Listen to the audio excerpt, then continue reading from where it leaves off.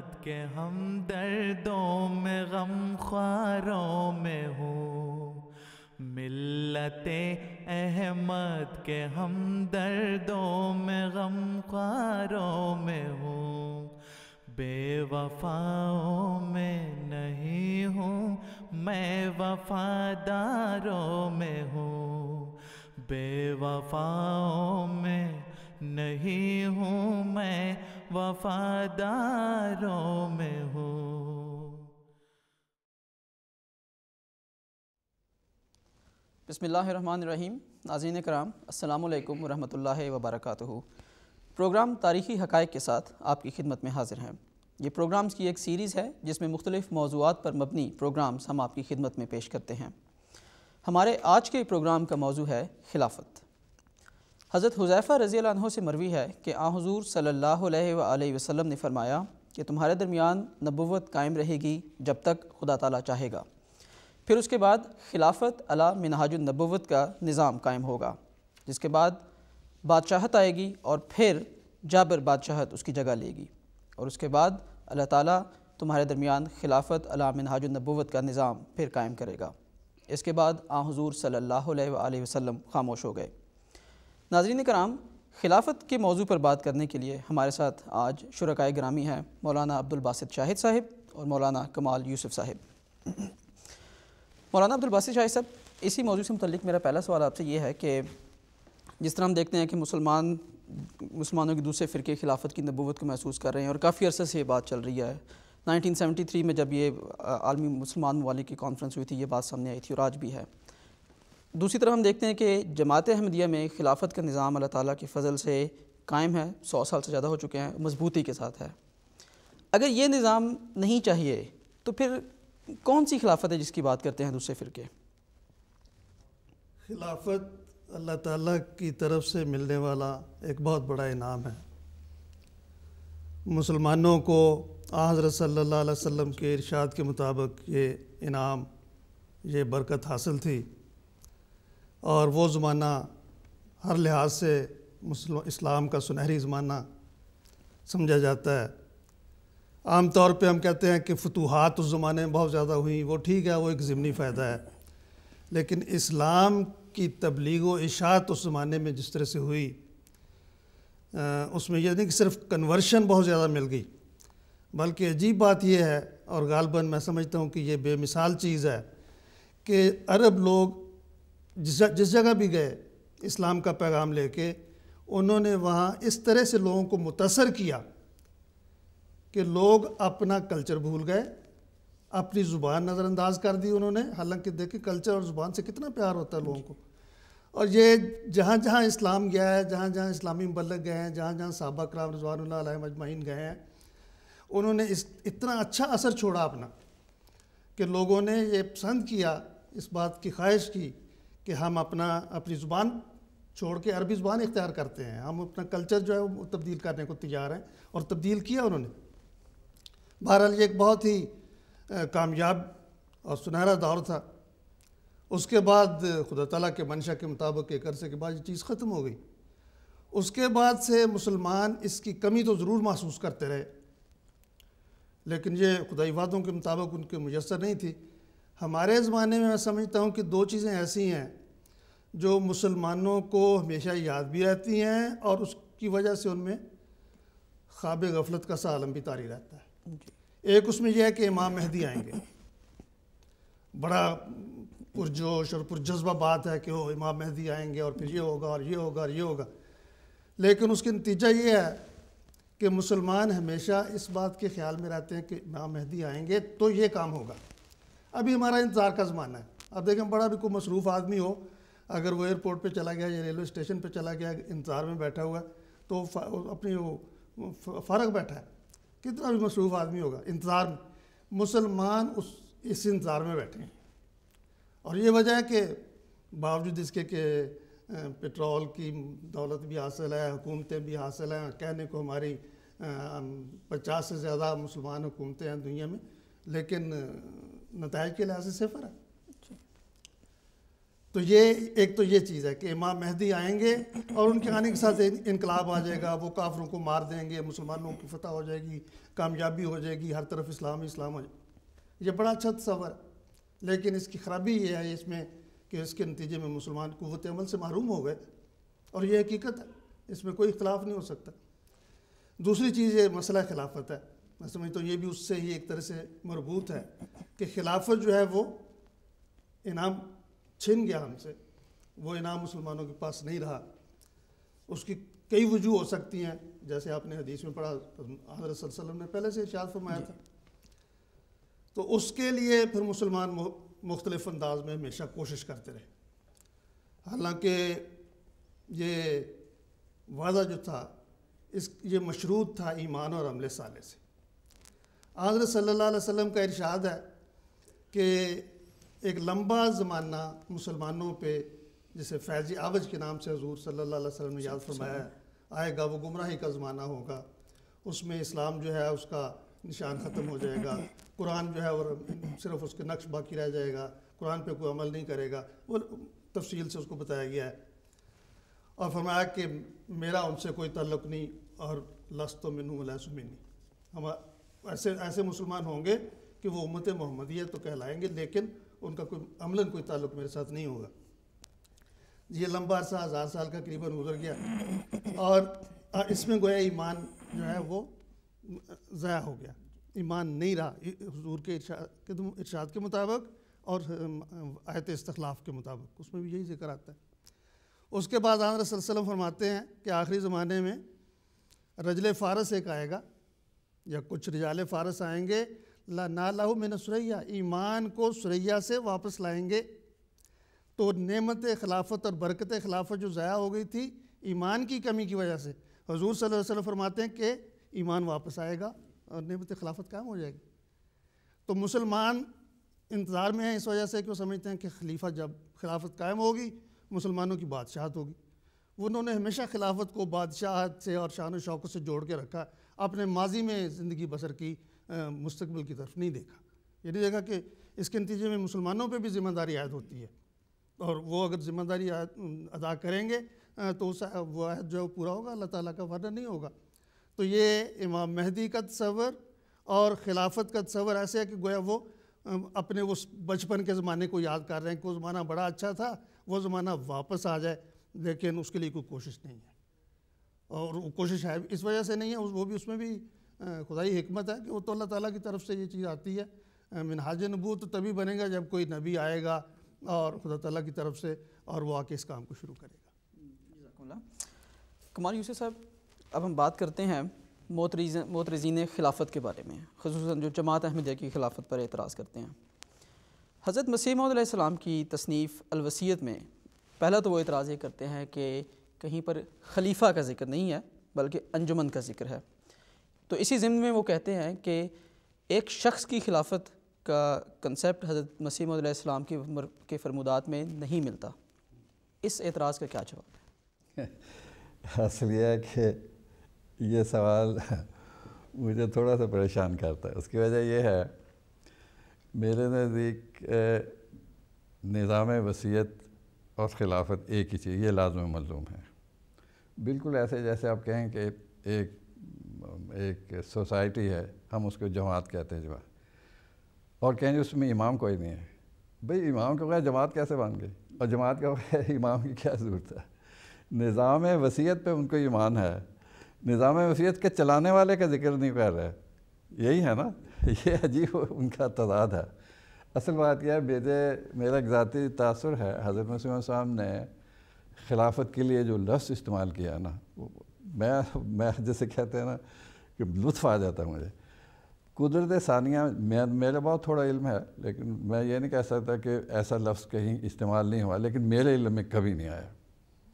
حضرت صاحب نے اپنے نبوت کے لیے قدرت اولیٰ کا لفظ استعمال فرمایا، اور وہ خلافت جو حضرت ابوبکر کی طرح کی ہوگی، قدرت ثانیہ کا لفظ استعمال فرمایا۔ میں نے غور کیا کہ اس کی وجہ کیا ہے، حضور کو کوئی روک تو نہیں تھی کہ خلیفہ کا لفظ استعمال فرماتے ہیں۔ میں سمجھتا ہوں کہ اس میں ایک جسے کہتے ہیں نا حفظ ما تقدم تھا، کہ ایک خدا تعالیٰ نے کو تو علم تھا کہ ایک وقت آئے گا کہ ہم پہ پابندی لگے گی، کہ فلانی اسلامی اصطلاح استعمال نہیں کرنے نہ کرنے دیں، ہماری خلافت پہ بھی موجود ہے، ایسا لفظ حضور نے استعمال کیا جس پہ دنیا کا کوئی شخص اعتراض نہیں کر سکتا۔ اچھا اب یہ ہے کہ واقعی قدرت ثانیہ جو ہے اس سے مراد ایک واجب الاطاعت خلیفہ ہے، اس کی ذات ہے۔ تو یہی حدیث جو آپ نے پڑھی ہے خلافت اللہ منہاج النبوہ، اس کا تعلق یہ ہے کہ حضرت نے بڑے واضح رنگ میں فرمایا کہ جس طرح حضور صلی اللہ علیہ وسلم کے بعد ابو بکر رضی اللہ تعالی عنہ خلیفہ بنے، وہ یہ الفاظ ہیں اس کے، حضور فرماتے ہیں کہ تب خدا تعالیٰ نے حضرت ابو بکر نے جو حضور صلی اللہ علیہ وسلم کے بعد میں جو امت مسلمہ کو کہ بہت بڑا ابتلا آیا ہے اس کے مقابلے کے لیے حضور فرماتے ہیں تب خدا تعالیٰ نے حضرت ابو بکر صدیق رضی اللہ تعالیٰ عنہ کو کھڑا کر کے دوبارہ اپنی قدرت کا نمونہ دکھایا۔ دیکھیے یہ قدرت کا لفظ بالکل واضح طور پہ خلیفہ کے بارے میں استعمال ہو، تو اس میں اشتباہ ہے ہی کوئی نہیں بالکل۔ پھر یہ ہے کہ خود انہوں نے، یہ جو منکرین ہیں، انہوں نے جب وہ اعلان کیا ہے بیعت کا، بیعت اولیٰ کا، تو واضح طور پر وہاں یہ ہے کہ الوصیت کے مطابق خلیفہ مقرر کیا جا رہا ہے۔ یہ دونوں لفظ انہوں نے خود استعمال کیا ہیں، تو ان کا کوئی جواز بنتا ہی نہیں۔ اگر نہ بھی کیا ہوتا تو بھئی جب وصیت ہے تو دیکھیں نا، عجیب بات یہ ہے کہ وہ نفسیت چلو نہیں مانتے خلیفہ، تو وصیت تو قائم کر کے بتا دیں ہمیں، کہیں جی نہیں ہم نے خلیفہ ہونا، نظام وصیت ہم نے قائم کر دیا، پھر وہ سوال کر سکتے تھے۔ نظام وصیت ہو ہی نہیں سکتا قائم، اور یہی تو اس کی شہادت ہے۔ اگر ہوتا تو کر کے بتا دیتے، انہوں نے کیوں نہیں کیا؟ نظام وصیت صرف خلیفہ وقت کر سکتا ہے، اور انہوں نے کر کے بتا دیا، یہ شہادت ہے، اس کو آگے ضرورت کوئی نہیں کسی بحث کے۔ مولانا ابوالباسط شاہی صاحب، جس طرح آپ نے روشنی ڈالی کہ مسلمانوں میں کیا غلط کنسیپٹس ہیں خلافت کے بارے میں، ماضی کے تناظر سے جو لے کر آج تک چلے آ رہے ہیں، اور پھر مسلمانوں کی اپنی ایک سارٹ آف ان ایکٹیویٹی ہے جس کی وجہ سے وہ خلافت کے نظام سے محروم ہیں۔ ہماری جماعت احمدیہ کا یہ کہنا ہے کہ خلیفہ خدا بناتا ہے۔ اب ظاہری بات ہے کہ خلیفہ کے انتخاب کا جو ایک عمل آتا ہے جس میں انسانوں کی شمولیت ہے، تو اس سلسلے میں آپ بتائیں کہ پھر انسانوں کے ذریعے خلیفہ کے انتخاب کا عمل کیوں کیا جاتا ہے؟ یہ بڑا ضروری سوال ہے، اور میں سمجھتا ہوں اس میں بہت سی حکمتیں ہیں۔ ایک اس میں حکمت یہ ہے کہ انسانوں پر جو انتخاب کرنے والے ہیں ایک ذمہ داری عائد ہوتی ہے۔ اگر یہ صورت نہیں ہو تو وہ اپنی ذمہ داری نہیں سمجھیں گے، اور سمجھیں گے ہمیں اس میں کوئی نہیں ہے، بس ٹھیک ہے خلیفہ ہے، وہ جس نے کام کر رہا ہے، ہمارا سے کوئی تعلق نہیں ہے۔ تو اللہ تعالیٰ نے یہ ایک عجیب پر حکمت نظام رکھا ہوا ہے۔ حضرت ابوبکر کا ذکر آیا تو حضرت صلی اللہ علیہ وسلم نے حضرت ابوبکر کو مقرر نہیں فرمایا خلیفہ، یہ تو تاریخ اسلام سے ثابت ہے، لیکن ایسے واضح اشارات دے دیے آپ نے جس سے پتہ چلتا تھا کہ آپ کے بعد حضرت ابوبکر خلیفہ ہوں گے۔ یہاں تک لفظ آتے ہیں کہ یا باللہ و یا بالمومنون، کہ اللہ تعالیٰ بھی یہ پسند نہیں کرے گا اور مومن بھی یہ پسند نہیں کریں گے کہ حضرت ابوبکر کے سوا کوئی اور خلیفہ بن جائے۔ یعنی یہ بہت واضح چیز تھی، لیکن حضور نے نہیں اس کے متعلق کچھ فرمایا، کوئی ارشاد نہیں فرمایا۔ تو قرآن مجید میں جو وعدہ ہے وہ یہی لا یستخلفنہم، ضرور ہم ان میں خلافت جاری کریں گے۔ تو یہ خدا تعالیٰ کا کام ہے، اور یہی وجہ ہے، آپ کے پہلے سوال کے جواب میں سمجھتا ہوں یہ بات آنی چاہیے کہ یہی وجہ ہے کہ کوشش تو لوگوں نے بہت کی، ہر زمانے میں کوشش کی، عربوں نے عرب میں کوشش کی، ایرانیوں نے ایران میں کوشش کی، اور ہندوستان میں تو بہت زیادہ کوششیں کی گئی اس سلسلے میں کہ خلافت کا احیاء ہو جائے۔ وہ سلطان عبدالحمید کی خلافت کا ذکر چلتا تھا، پہلے بھی ذکر ہو چکا اس کا نام نہاد خلافت کہا جا سکتا، اس کو کوئی اختیار نہیں تھا۔ یہ کوشش کی گئی کہ اس خلافت کو قائم رکھا جائے، لیکن وہ چونکہ خدا کا منشا نہیں تھا، وہ خلافت قائم نہیں رہی، اور خلافت وہی قائم ہوئی یا ہو سکتی ہے باوجود کہ سب مسلمانوں نے، ائمہ اسلام نے، اکابرین اسلام نے، مشاہیر اسلام نے کوشش کی کہ خلافت قائم ہو جائے، لیکن اللہ تعالیٰ کا چونکہ منشا نہیں تھا یا اللہ تعالیٰ کی تائید شامل حال نہیں تھی، اس لیے اس میں کامیاب نہیں ہو سکے۔ تو یہ خدا تعالیٰ کا طریق، خدا تعالیٰ کا ہمیشہ یہ طریق ہے، اور چونکہ خدا تعالیٰ کی طرف سے نبی آتا ہے، اس کا خلیفہ بھی خدا کی طرف سے آتا ہے۔ یہ تو واضح بات ہے کہ اصولی چیز یہی نظر آتی ہے۔ اور اس کے متعلق میں حضرت مولانا نور الدین نے بڑی حضور ارشاد ہے، وہ میں آپ کے سامنے پیش کرتا ہوں۔ حضور فرماتے ہیں میں نے تمہیں بارہا کہا ہے اور قرآن مجید سے دکھایا ہے، اور حضرت خلیفۃ المسیح اول مولانا نور الدین قرآن مجید کی تفسیر اور شرح میں بڑا اہم اور نمایاں مقام رکھتے تھے، بہت بڑا اونچا مقام تھا ان کا۔ آپ فرماتے میں نے تمہیں بارہا کہا ہے اور قرآن مجید سے دکھایا ہے کہ خلیفہ بنانا انسان کا کام نہیں۔ اور اس سے میں سمجھتا ہوں کہ تاریخی حقائق ہمارے پروگرام کا نام ہے۔ یہ ایک تاریخی حقیقت ہے کہ انسانوں نے جب بھی خلیفہ بنانے کی کوشش کی وہ ناکام ہوئے۔ کوششیں ضرور ہوتی رہیں، بلکہ یہ کہا جائے تو غلط نہیں ہوگا کہ مسلسل ہوتی رہیں، لیکن کوئی کوشش کامیاب نہیں ہو سکی، کیونکہ خود خلیفہ خدا بناتا ہے۔ حضور فرماتے ہیں آدم کو خلیفہ بنایا کس نے؟ حضرت مولانا نور الدین فرماتے ہیں آدم کو خلیفہ بنایا کس نے؟ اللہ تعالیٰ نے فرمایا انی جاعل فی الارض خلیفہ۔ اس خلافت آدم پر فرشتوں نے اعتراض کیا، مگر انہوں نے اعتراض کر کے کیا پھل پایا؟ تم قرآن مجید میں پڑھ لو، آخر انہیں آدم کے لیے سجدہ کرنا پڑا۔ پس اگر مجھ پر کوئی اعتراض کرے اور وہ اعتراض کرنے والا فرشتہ بھی ہو تو میں اسے کہوں گا کہ آدم کی خلافت کے سامنے سر بسجود ہو جاؤ تو بہتر ہے۔ اور اگر وہ ابا اور استکبار کو اپنا شعار بنا کر ابلیس بنتا ہے تو پھر یاد رکھے کہ ابلیس کو آدم کی مخالفت نے کیا پھل دیا۔ میں پھر کہتا ہوں کہ اگر کوئی فرشتہ بن کر بھی میری خلافت پر اعتراض کرتا ہے تو سعادت مند فطرت اسے اسجدوا لآدم کی طرف لے آئے گی۔ تو یہ بڑا واضح ارشاد ہے، اور یہ یعنی جو اللہ تعالیٰ کا کام جو نظر آتے ہیں دنیا میں اس سے ثابت ہے کہ جس کو اللہ تعالیٰ نے چاہا وہ خلیفہ بنا، اور اس کی پھر اللہ تعالیٰ نے تائید کی، اور وہ جو اس کے مقابل پر انسانی کوششیں تھیں وہ ناکام ہو گئیں، حبہ منصورہ ہو گئیں، اڑ گئیں جیسے ہوا میں گرد و غبار اڑ جاتا ہے۔ مولانا صاحب میں اس سے یہ اخذ کیا کہ خالی انسانوں نے اپنے طور کے اوپر جو کوشش کی ناکام ہو گئی، لیکن جس میں خدا تعالیٰ کی تائید شامل تھی، جس طرح جماعت احمدیہ کی خلافت میں خدا تعالیٰ کی تائید شامل ہے، اللہ تعالیٰ کے فضل سے 100 سال سے زیادہ عرصہ اس کو گزر چکا ہے اور جماعت میں قائم ہے۔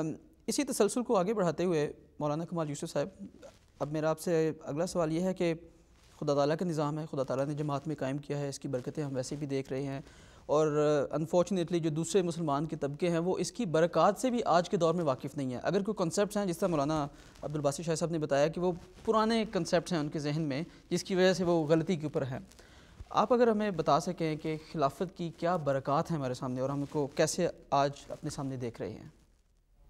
اصل میں وقت کے تناسب سے برکات کی جگہ برکت میں لفظ استعمال کروں گا، ایک ہی بات انسان عرض کروں گا۔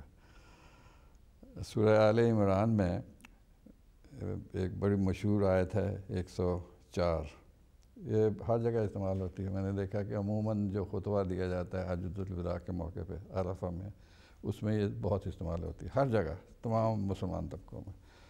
اس کا پہلا فقرہ یہ ہے وَاعْتَصِمُوا بِحَبْلِ اللَّهِ جَمِيعًا۔ یہ حبل اللہ کیا چیز ہے؟ قرآن مجید ہے، حضور صلی اللہ علیہ وسلم کا وجود ہے، اور اس کے بعد خلافت ہے، اور اس پہ سارے مسلمان یہ کرتے ہیں کہ یہی اس کے معنی ہے۔ اس کے بغیر خدا تعالیٰ سے تعلق پیدا نہیں کیا جا سکتا۔ اب یہ کہ یہ حبل اللہ ہے یا نہیں ہے، یہ ہے اصل میں مسئلہ۔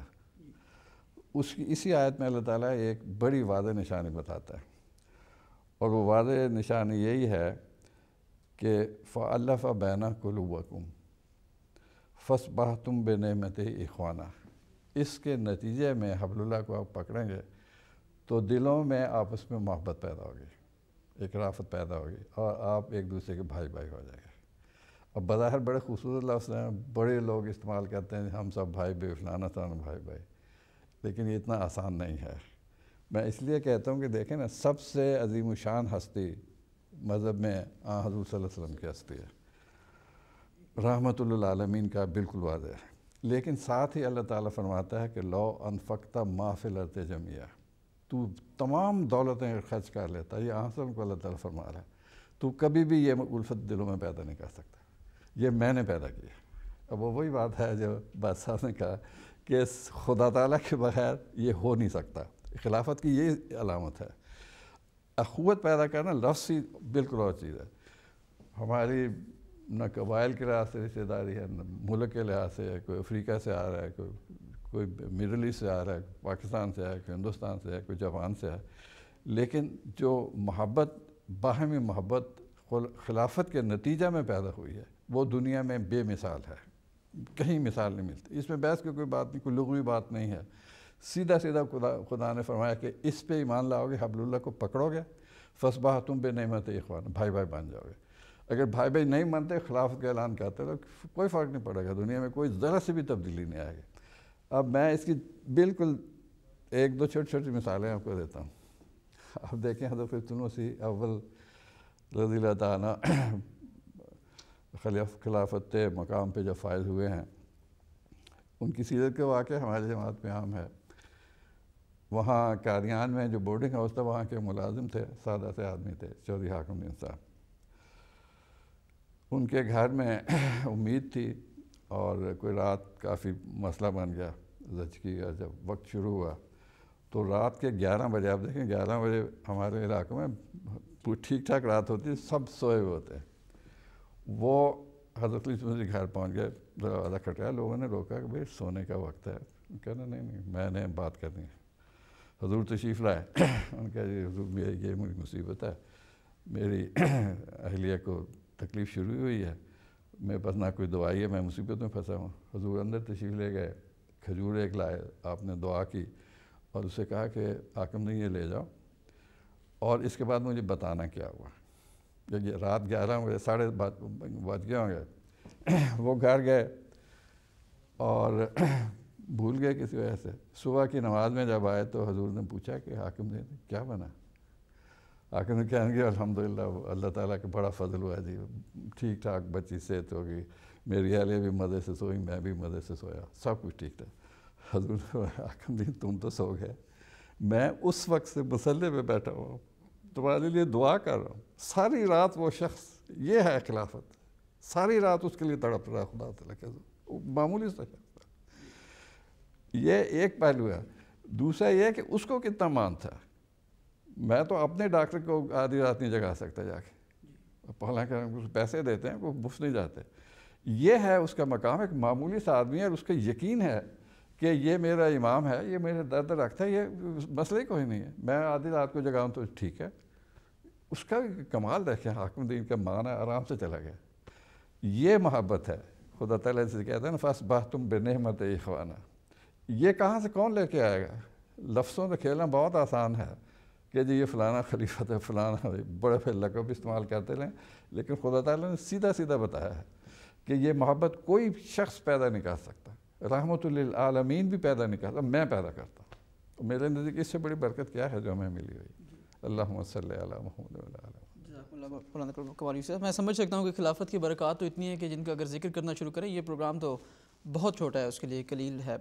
مولانا عبدالباسط شاہ صاحب، جس طرح پروگرام کے شروع میں میں نے ایک حدیث پڑھی، اس کے آخر میں یہ تھا کہ حضور صلی اللہ علیہ وسلم نے جب فرمایا کہ ذکر کرتے ہوئے کہ جب بادشاہت قائم ہوگی، جابر بادشاہت قائم ہوگی، پھر اس کے بعد آخر میں خدا تعالیٰ دوبارہ خلافت علی منہاج النبوت کا نظام قائم کرے گا، اور اس کے بعد حضور صلی اللہ علیہ وآلہ وسلم خاموش ہو گئے.